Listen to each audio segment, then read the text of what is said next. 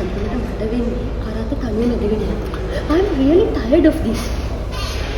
මට හැමදාම වල පටන් පොඩ්ඩක් කෙලින්වත් පනන.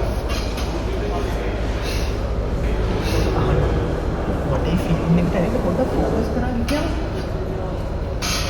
හරි. ස්ලෝව් නෑනේ. අර මානසික තේරුම් ගන්න පිටිවල. ඒක නෙමෙයි හරියට.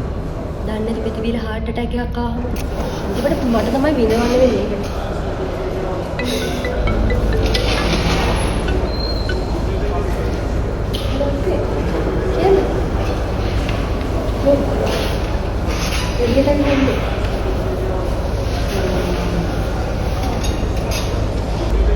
පනිෂ් කරන්න තිබ්බේ.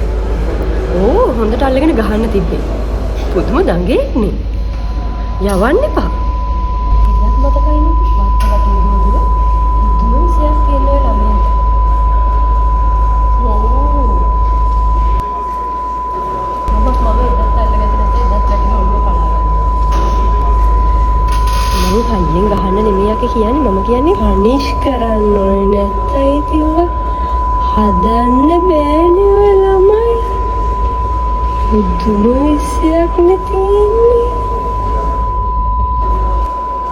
මම අක්කා වුණා නම් ඔහොම හොරතල් කර කර ඉන්නේ.